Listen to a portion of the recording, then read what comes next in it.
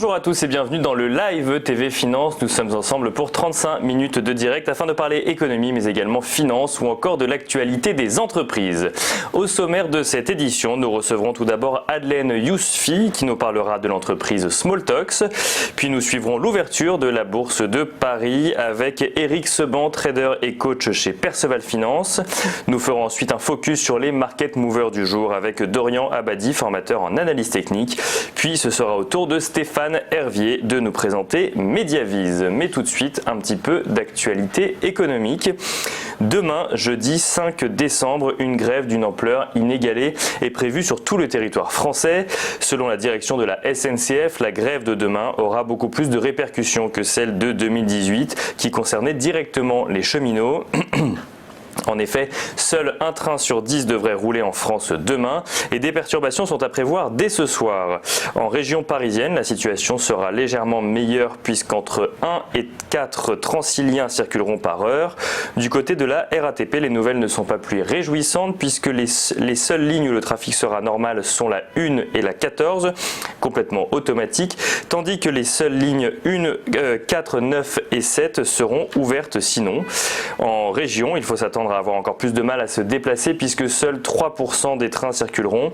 Et même si la SNCF compte mettre en place des moyens de substitution, elle-même assure que seuls 23% des liaisons habituelles seront assurées. De son côté, le gouvernement engage les salariés qui le peuvent à faire du télétravail.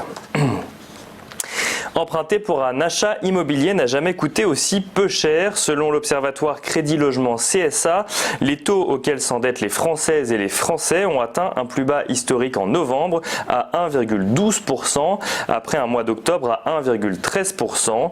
Une baisse des taux qui, même si elle est plus douce que les années précédentes, fait encore reculer ceci de 30 points de base depuis le début de l'année. Une situation qui encourage les Français à contracter des emprunts. Depuis le début de l'année, les encours ont progressé à un rythme mensuel supérieur à 6%. Et enfin, en matière de politique internationale, à présent, Emmanuel Macron a maintenu ses propos à propos de l'OTAN lors de sa rencontre avec Donald Trump, même s'il a un peu adouci ces derniers. Pour rappel, il avait déclaré que l'alliance était en état de mort cérébrale, une déclaration assez mal perçue par les autres membres de l'OTAN. Donald Trump ayant même été jusqu'à qualifier la déclaration du président français de très insultante et très méchante à l'égard des 28 pays. Hier, Emmanuel Macron a ainsi déclaré devant Donald Trump: je sais que ma déclaration a provoqué des réactions, mais je la maintiens. On ne peut pas mettre de l'argent et la vie de soldats en jeu sans être clair sur ce que l'OTAN doit faire. Ce dernier visant particulièrement l'offensive de la Turquie contre les Kurdes dans le nord-est de la Syrie, sans concertation avec ses alliés, mais avec le soutien du président américain. Du côté des marchés financiers, à présent, le CAC 40 clôturé hier soir en baisse, moins 1,03% à 5727 points. Le Dow Jones se clôturait lui en baisse également, moins 1,01% à 27 502 points.